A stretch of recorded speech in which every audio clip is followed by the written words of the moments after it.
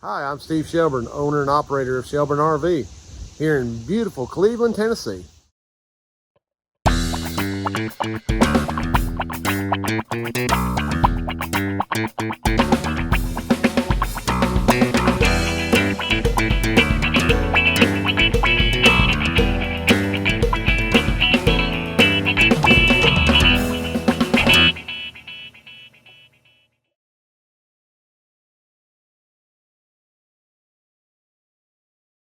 All right, so you can see I am here in beautiful Orange City, Iowa.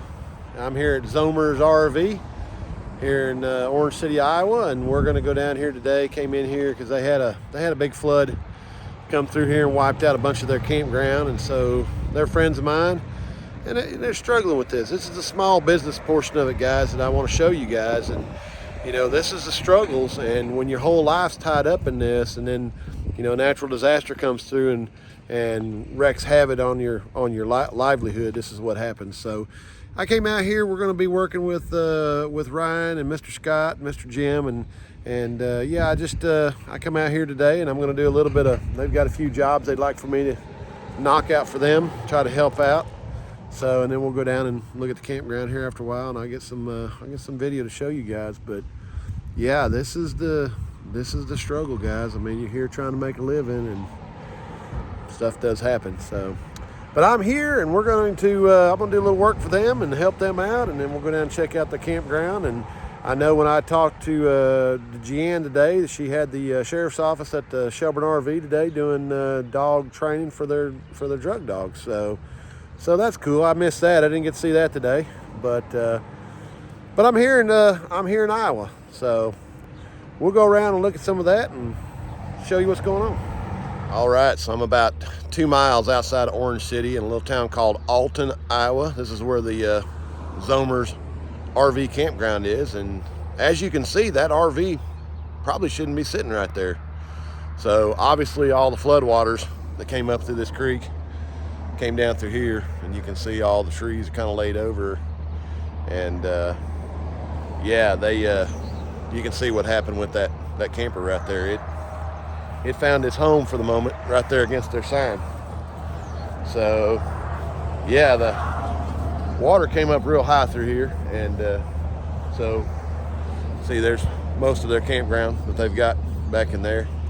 I'm gonna take you down here and show you a couple other things that I see, because yeah, this is it's heartbreaking to kind of see what's going on here. I mean, like I said, guys, this is their livelihood. This is one of the few RV parks. Actually, I think it is the only RV park in several miles around this area that does long-term RV parking. Everybody else, I guess, from what they were telling me around this area, is you can be here for 2 weeks, but you have to leave. After 2 weeks, you got to move. So they cater to a lot of the long-term construction workers or people working with the railroad stay in this area. So this is all long-term for them. So they've got people in here year-round staying at their campground, and yeah, so it's a bad deal. A lot of people were able to get their stuff out, but there was a lot of it that didn't. We'll go up here and look here in a minute. I mean, Scott was working real hard he came up here, he got the call, I guess at 3 o'clock in the morning. The sheriff's officer called him, and he came down here, and the water was just coming, and I mean, within 2 hours it was flooded. So they'd never seen any kind of water level like this.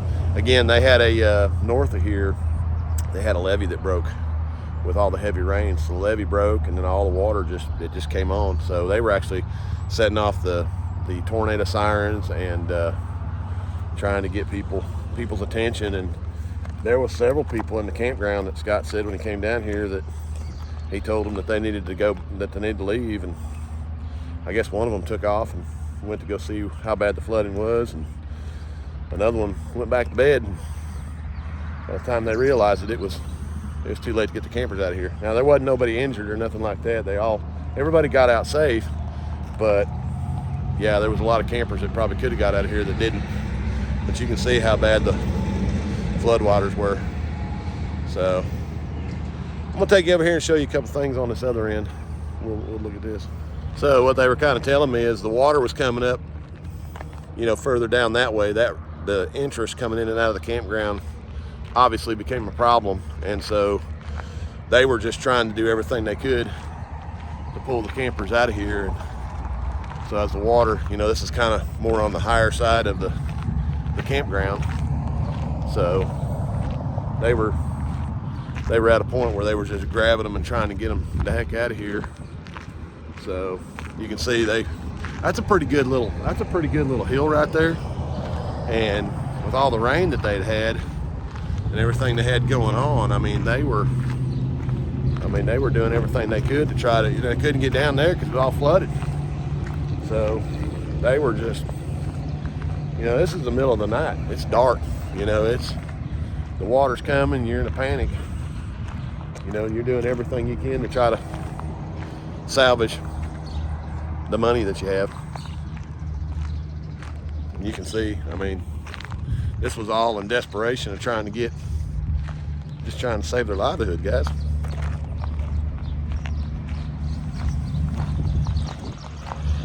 You can see how they were doing everything they could do.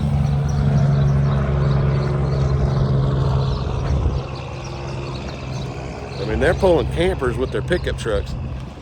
Just getting it, trying to get them out of here. In the ruts, it's just, I can't imagine. Just a bad deal.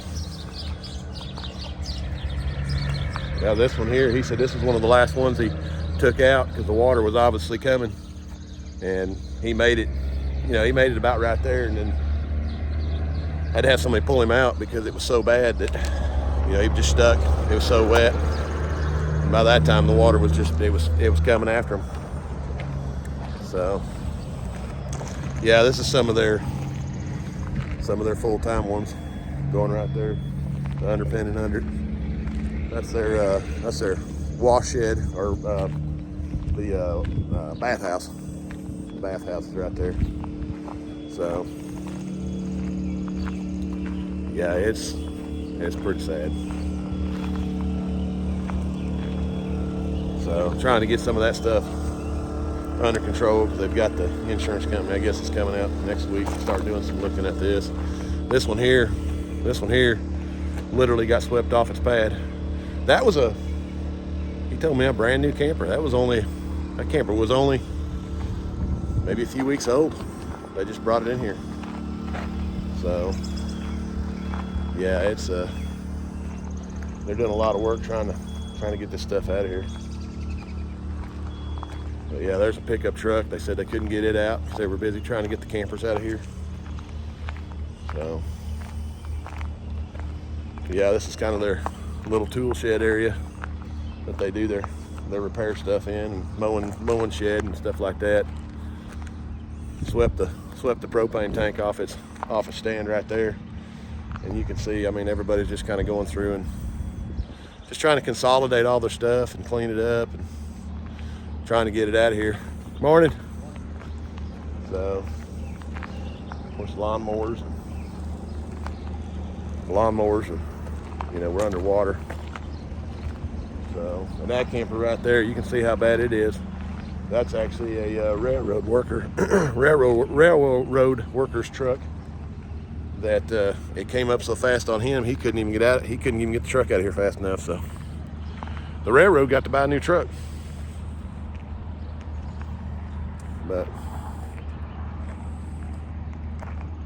yeah, just completely washed it off its banks. There was a little cargo trailer in here yesterday when I come by, and it was on its side over in here. So they were laughing at dinner last night because they had flipped it back over and there was a big snake underneath it. So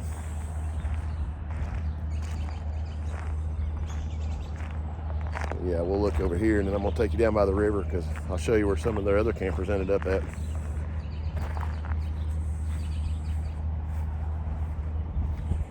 This is a nice little campground, guys. My wife and I were kind of laughing about who goes camping in Iowa, but this is a beautiful little place. The tree line through here, the creek over here. I mean, this is a nice little camp spot. Yeah. Yeah. Let's go down here by the bridge. I'm going to show you something they were showing me, and I'll show you where a couple of their other campers ended up at. Okay, well, it's kind of hard to see, but that telephone pole right there is actually leaning, and this guide wire, you can kind of see it with there's some trash built up on it right there.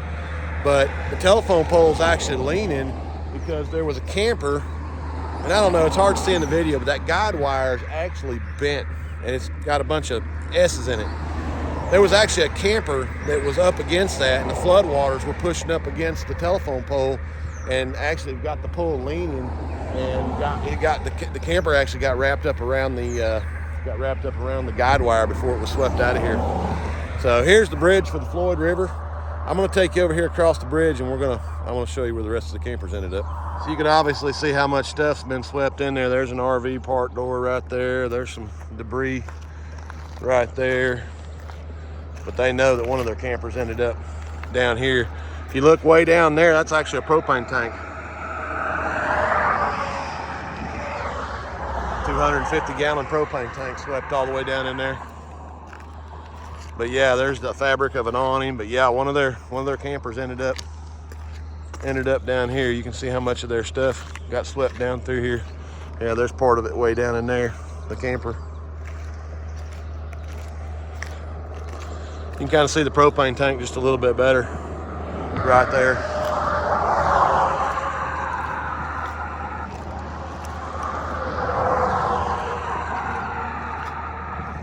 Yeah, there's the front end of the camper, kind of sitting right there where it got tore apart.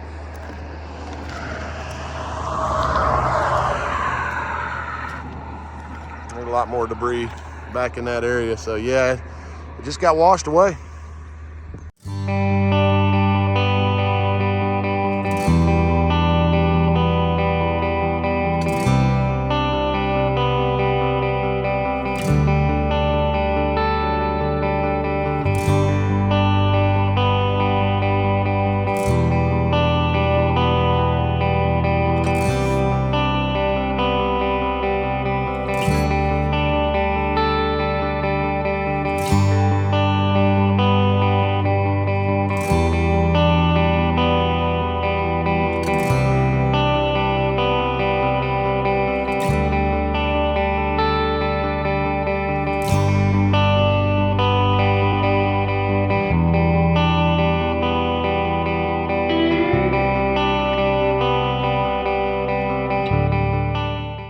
All right, well, there you go. So, Zomer's RV is a second generation RV dealership. They do rentals and sales, and obviously the campground is a big portion of their income every year.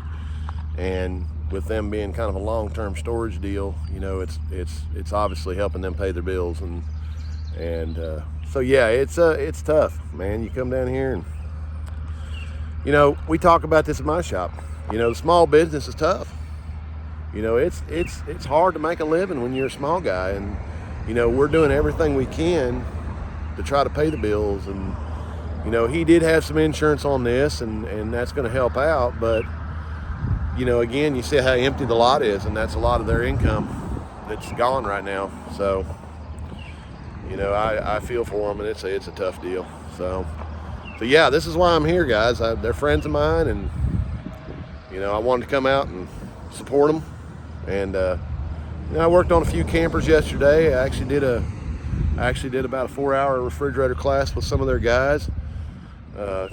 Doing some teaching on how to work on RV ammonia refrigerators, and we've had a lot of talking we've done the last couple of days, and I think that's what they needed, was just somebody to be here. And it's tough. It's just the joys of owning a small business, guys, and this is what happens. I mean, you've seen in my videos, we're dealing with the customers and the suppliers and the insurance companies, and then this, the natural disaster comes through, and it's just tough. It's just tough. So I'm gonna head back to Zomer RV's main shop this morning and see what else I can do to help them out. But just little something I wanted to share. But hey, listen, if you're ever traveling through beautiful Orange City, Iowa, and need a place to camp, nice place, come on by. They'll bounce back. They'll have it going here. They've actually got the power back on, and they're working on getting cleaned up. So, you know, come out and support them. If you're in this area, stop and stay a night. Come over here and rent a camper from them. You know, help support that small business and help them build back. Well, good morning. So we're going to run out here to the campground right quick this morning, kind of show you guys what we got done, got accomplished yesterday, which we got through quite a bit of stuff. So, you know, it is pretty refreshing to drive through a small Iowa town like this where, you know, everybody waves at you when you drive down the road. You know, where I'm from, it's a different type of waving, so don't get a lot of waving like that down in the Chattanooga area. So yeah, it's kind of neat drive through a small town like this where everybody's kind of waving at you. So Ryan was gracious enough to let me borrow what I call now his Christmas tree car, and it's not because it's the gift that keeps on giving, but I do appreciate him letting me borrow it, but because when you drive it down the road, all the lights come on. So, but I'm not walking, so there you go. I had to throw a little humor in on this morning. You know, I've been showing you a lot of bad stuff, so I had to throw some humor in there. But yeah, Ryan's been real gracious to let me borrow this, and the last couple of days I've been running around in it. But yeah, we're gonna go down here and check things out. I'll kind of take you through real quick. Now, I told you guys the other day that the power was back on. The power is not back on. They were actually out there yesterday, the electrician was, and he was still getting some voltage through the neutral on the pedestal. So they're gonna let that dry out just a little bit more so we don't have any fireworks with that. So, but hoping to have the power on today. They've actually got a bunch of people lined up, I guess, Sunday coming in, so it's good. We got a lot of this done for them so they can start getting that income coming back in. But yeah, let me turn this thing around and we'll go through and let you see what we got done. So yeah, yesterday we were able to come in here and get all the trash picked up. We actually went through and regraded all of the campground spots. They had a couple campers that the insurance company had signed off on. So I got those broke down yesterday and got them moved into Orange City where they have a storage lot, just to kind of get them out of here, so that way we could get the spot cleaned up and ready to be rented. But he's got a bunch of rental equipment, and he has a Bobcat that's got a sweeper on it, so he was able to go through and get all the spots swept off. All the concrete spots swept off, so they look all nice and neat. And then, like I said, we spent a bunch of time yesterday between the Bobcat and the excavator. One of his guys was running the Bobcat and spreading the gravel, and I'm pretty good with an excavator, so I was able to go through and smooth all of the pads back out. So looking nice, and those spots are, you know, obviously ready to be rented. And then I spent some time yesterday with the excavator running up and down the hill, and was able to at least get all the tracks for the car, you know, where they took the vehicles up there, at least get them smoothed out so that way they could, you know, the guy mowing the grass will grow back up through there, but make it a little easier for everything. But yeah, there was a camper right there yesterday in that spot. We got it out of there. He didn't get a chance to sweep it up because we were working on trying to get all the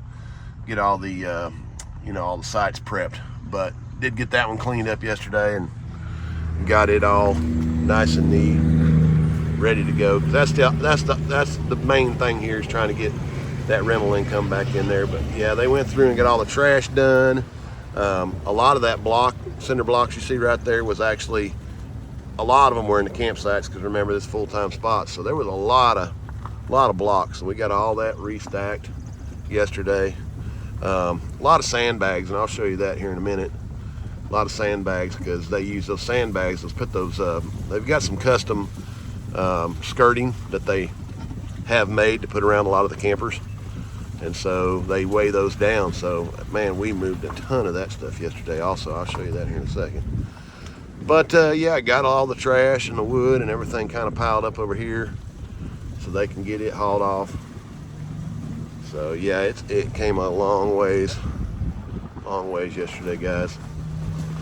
So yeah, you can see all those sandbags right there. So every one of those sandbags was scattered all over the property. We moved all that stuff in yesterday.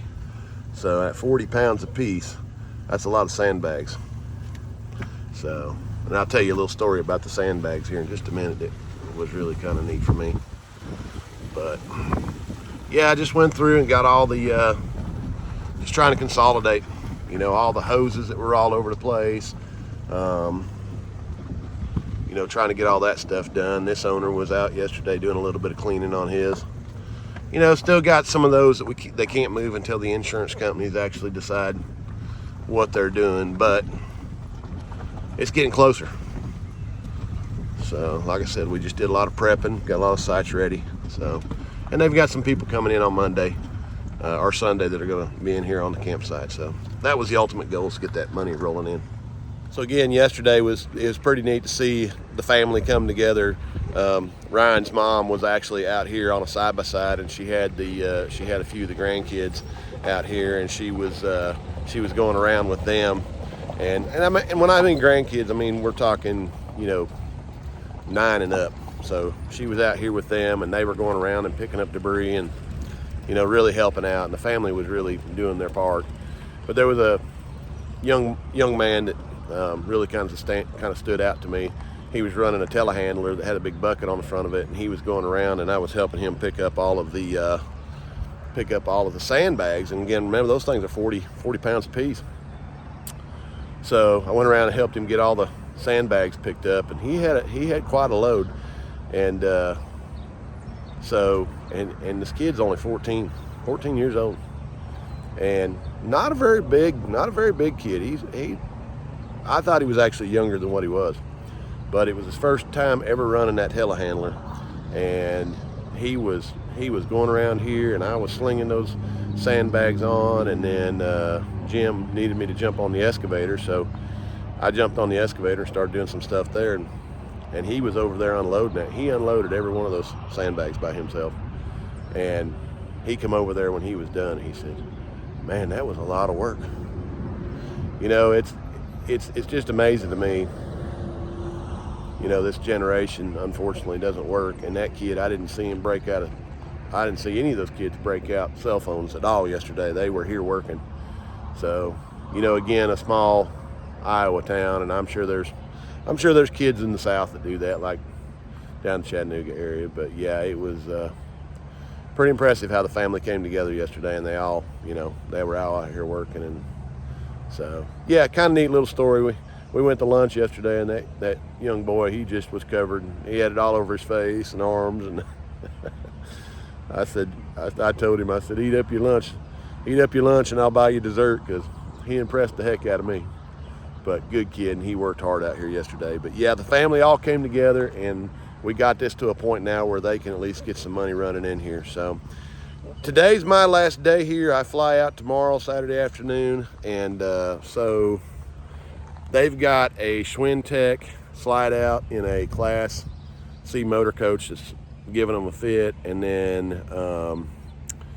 they've got a Xbox problem on a fifth wheel. So I'm gonna go back to the shop now and kind of help them out over there. But yeah, we'll go over there and look at some stuff over there. So I'm gonna take you through the Zomer RV shop real quick, and I'll pay attention to what I'm showing you here, because for years my father was a little bit of a, and I'm not saying they're hoarders, but he collected. And if I was doing antique roadshow in the RV industry, this would be the place that I would be doing this, because he's got some stuff here, and if you need something, this is the guy to call.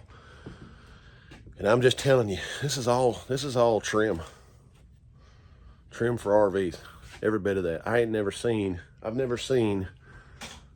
I mean, I know a lot of RV guys, ain't nobody got selection like this right here. I mean, there's some trim right there. And as much repair as you guys see us do, I'd be in hog heaven. Now, that's one wall. Here's the other wall. I mean, this guy's got some trim. So if you've got a project looking for some trim, this is your guy. He's got it. I mean, there's some stuff in here that, I mean, Can you imagine my wife and the conversation that we would have if I told her I had all this stuff right here? She would not be a happy individual with me. Look at all the seal.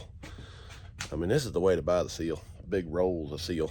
It's awesome, man.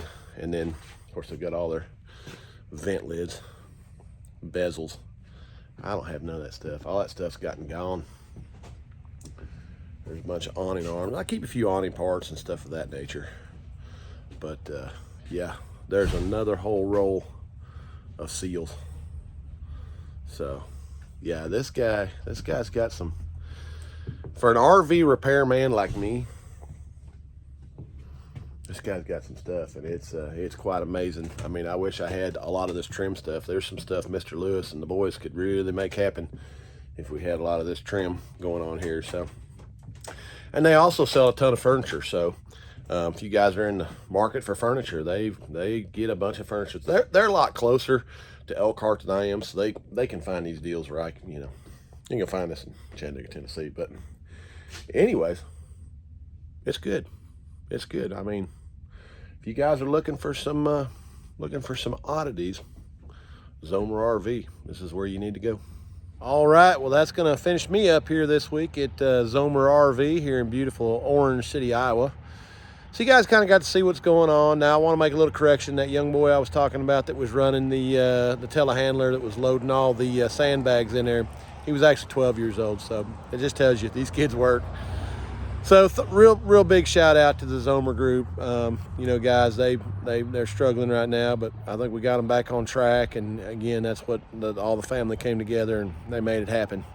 So if you're through the Orange City, Iowa, and you need a good place to stay, stop in here at the Zomer RV and their campground, and they'll take care of you, and they'll get you fixed up. They got a great repair center over here, and they get it done. So I'm going to be heading out tomorrow back to beautiful Cleveland, Tennessee. Appreciate everybody watching. Again, Zomer RV if you need anything. And again, if Cousin Gary was here, he would say that this is Cousin Gary approved. I'm sure he would say it if he was here. I just know he would. But you guys take care. Thanks for all the comments for last week. And we'll see you next week. And I'll be back in the shop. So we'll see you then. Take care.